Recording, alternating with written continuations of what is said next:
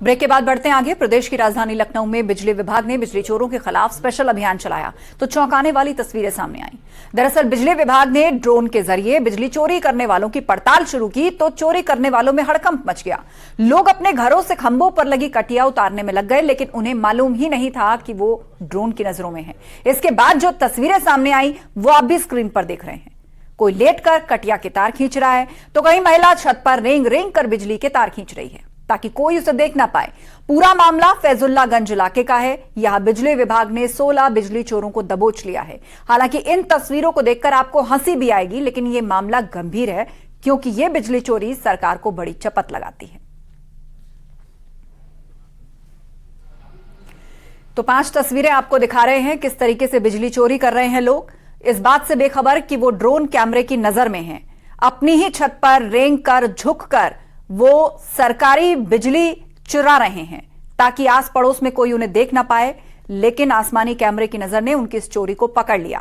फैजुल्लागंज इलाके में पुलिस ने इस तरह के कई बिजली चोरों को पकड़ा है।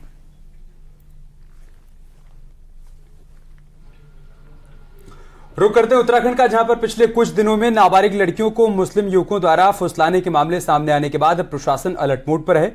इस बीच साइबर माध्यम से इस्लाम की तरफ झुकने का पहला सनसनीखेज मामला देहरादून से सामने आया है। न्यूज़ 18 की खास रिपोर्ट देखिए।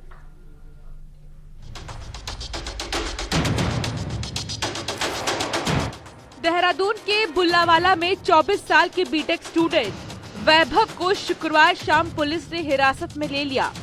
वैभव पिछले कुछ समय से घर पर ही रह रहा था और उसका ज्यादातर समय लैपटॉप और मोबाइल के साथ बीत रहा था। पिछले कुछ दिनों में ऐसा हुआ, उसे देखकर उसके घर वाले हैरान रह गए। वैभव इस्लाम की बात करने लगा, नमाज पढ़ने लगा और आसपास रहने वालों को भी इस्लाम से जुड़ने के लिए कथित तौर पर प्रेरित करने लगा। वैभव के पिता की शिकायत पर पुलिस ने उसे अरेस्ट किया है। जानकारी के मुताबिक बीटेक स्टूडेंट वैभव डार्क वेब में बिटकॉइन ट्रेडिंग करता था। वहीं से वो इस्लामी शिक्षकों के संपर्क में आया और फिर पूरी कहानी बदल गई। आसपास किसी के मित्रता तो नहीं हो गई या कोई धार्मिक गुरु तो इसके संपर्क में तो नहीं आया, किस तरह से हुआ? तो जो जानकारी कुछ आसपास से पता चली है तो वो ये पता चली कि वो घर से बाहर निकलता ही नहीं था। ऑनलाइन ही उसकी क्लासेस चलती थी, कोचिंग क्लासेस चलती थी।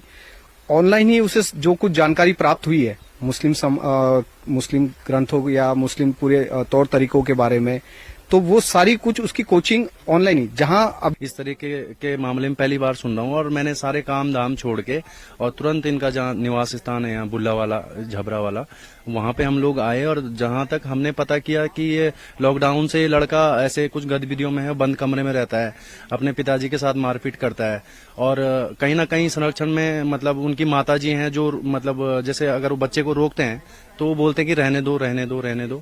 तो मैं ये कहूँगा कि माँ बापों का सबसे बड़ा रोल होता है। पुलिस ने फिलहाल वैभव के मोबाइल, लैपटॉप, सरीखे गैजेट्स को फॉरेंसिक जांच के लिए भेजने का फैसला किया है। पुलिस का कहना है कि वैभव डिप्रेशन का शिकार था और शायद इसी वजह से वो बहक गया। बिजलवान सन ऑफ श्री कृष्ण बिजलवान ये 24 वर्ष के नवयुवक है और ये डोईवाला में जो गढ़वाली कॉलोनी है वहाँ का रहने वाला है। ये विगत 3 साल से इसका जो एक एबनॉर्मल बिहेव इसके परिजन ने ऑब्जर्व किया है और ये अपने कमरे तक सीमित रहता है परिवार में भी। इसलिए इनके परिजनों ने स्थानीय पुलिस को इन्फॉर्म किया। हमारे एक संयुक्त टीम ने आज इनसे पूछताछ करी और पूछताछ करने पर जानकारी मिली कि वास्तव में ये डिप्रेशन के शिकार है और ये इसका इस्लामिक धर्म के प्रति इसका आकर्षण रहा है। पूरा मामला जब संज्ञान में पुलिस के आया, पुलिस ने युवक को हिरासत में लिया। पर ही अभी भी पुलिस उस युवक से पूछताछ कर रही है और पुलिस ने उस युवक के जो लैपटॉप और मोबाइल को भी अपनी हिरासत में लिया और उसकी भी छानबीन कर रही है। बताया जा रहा है कि युवक कहीं न कहीं साइबर जो जिहाद के चंगुल में फंसा और इस्लाम को कबूल